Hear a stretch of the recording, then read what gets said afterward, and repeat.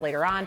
We move on now because we have a new head coach. The Ravens have hired, and they have moved on, as we know, from John Harbaugh, but they're hiring former Chargers defensive coordinator Jesse Minter. Minter was with Jim Harbaugh at Michigan and in LA with him the last 2 seasons. He becomes the Ravens' 4th head coach in their 31-year history. Under Minter, during the last 2 seasons, the Chargers allowed the 5th fewest passing yards in the NFL. Pass defense has been an issue for the Ravens the last 2 seasons.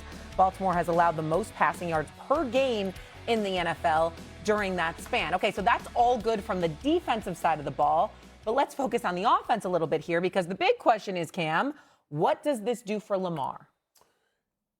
It does great wonders for Lamar, understanding that he has a coach, number one, that comes from this cloth, right? From what I understand, Coach Minter also was a coach under the coaching staff of John Harbaugh at Baltimore, coaching the defensive backs at one particular point. But the thing is this, let's cut to the chase.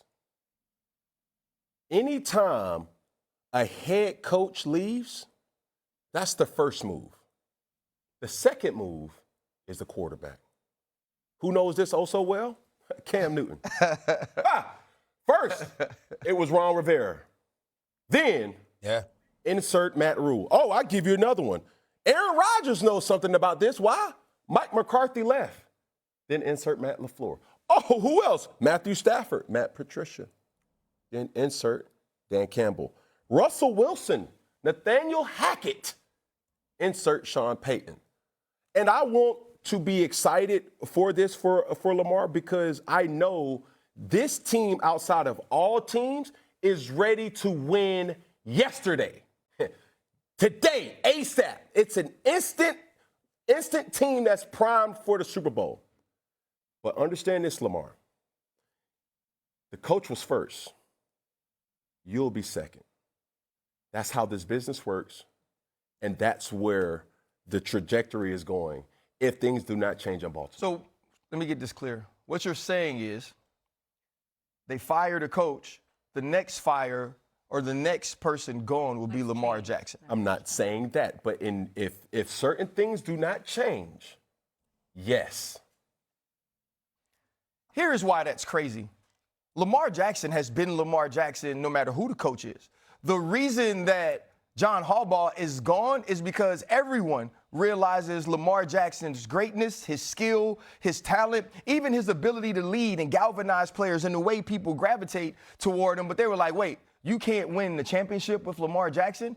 You keep falling short with Lamar Jackson. Lamar Jackson isn't performing the way that we want him to perform in the playoffs, and we need you mean to tell me we're going to miss a field goal late in Pittsburgh that puts us in the dance, that gives us an opportunity? The 2 years since Mike McDonald has been gone, we can't get stops on defense.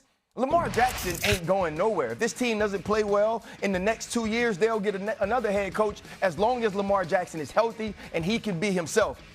They went out and they hired, he need to hyphenate his name, Jesse Minter, hyphenated, Harbaugh Jr. Right? Because of what they've seen Mike McDonald go on and do. Mike McDonald comes from this cloth, working for both of the Harbaugh brothers, being at Michigan, working under John Harbaugh, coaching defense at an extremely high level. And what they figured out is if we can get this defense, who didn't perform well under Zach Orr, to play at a high level, that now helps Lamar Jackson. Lamar Jackson can be who he needs to be under Greg Roman, under Todd Monken. So the most important hire to me is it's not head coach, then quarterback. It's head coach, then offensive coordinator. Who is going to lead Lamar Jackson? Who is going to advise Lamar Jackson? Who is going to help Lamar Jackson be all that he can be? And Eric DeCosta, my eyes are on you.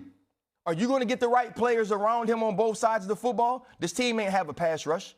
This team didn't have the skilled players that can win one-on-one outside of Zay Flowers. That's what's important. Lamar ain't going nowhere. So, well, Go ahead. RC. That's not entirely correct. And you know it. Everything that you've said and you just broke down is 1,000% accurate in terms of Jesse Minter, Harbaugh Jr., all of this other stuff. And, you know, DeCosta, keeping your eyes on him because you're the GM. Listen, if Ozzie Newsome was there, Ozzie Newsome still, you know, what the job that he did all of those years running the Baltimore Ravens, that's a lot to live up to. We're still waiting for DaCosta to do that. Let's just keep it a buck, all right? Yep. But here's the other side to it. You know this, RC, that the players, because all of us have heard about it, the players went to Lamar because they wanted Lamar to reach out to coach. And according to numerous sources in the National Football League, which you know better than me, Harbaugh somewhat dismissed him. You know, I know what I'm doing. I've been around here a long time. And from that point forward, Lamar wasn't the same. You know, and so when you look at it from that standpoint, you hire a guy that's been in Baltimore for 4 years, okay, prior to moving on and then being in Michigan and win national championship on the defensive side of the ball, and then all of a sudden you come out and you go to the Chargers, all right? But you got to have somebody that knows Lamar a little bit, that you got to find that offensive coordinator that's going to make sure he's relatable to Lamar and what have you. But it's also got to be Lamar recognizing the fact that he needs to maximize all of his potential, which for the most part he has done because the guy is sensational and we know that. But we saw a drop-off this year, which I primarily attribute to injury because I think that he wasn't 100% healthy, but his attitude didn't seem the same either.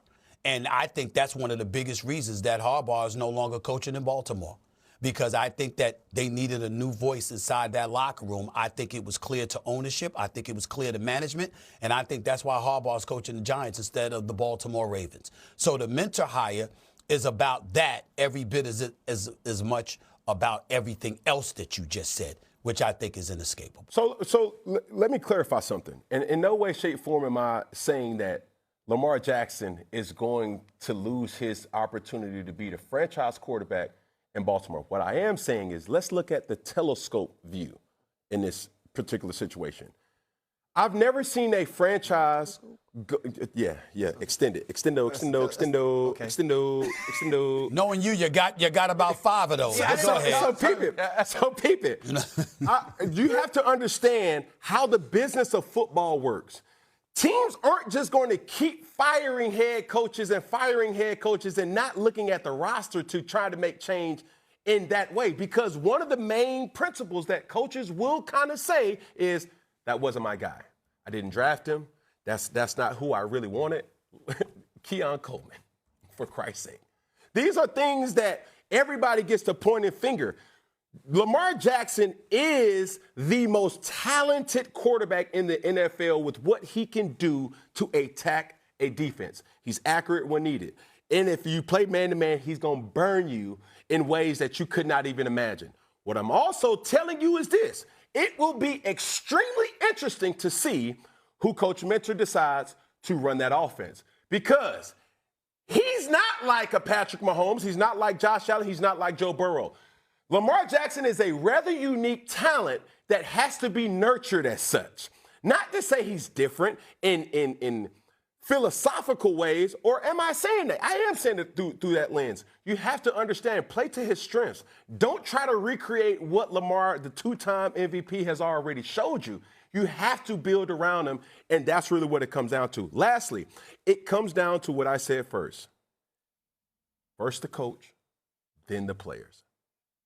That's it. I just want to say this. Dan Marino, Jim Kelly, Hall of Fame quarterbacks who didn't win championships. They got new coaches. They didn't get new quarterbacks. That's true. Lamar Jackson needs Jim some Kelly. help. Yeah, Lamar Jackson does need some help. He was averaging around 37 points to start the season. When he ended, he was averaging around 22.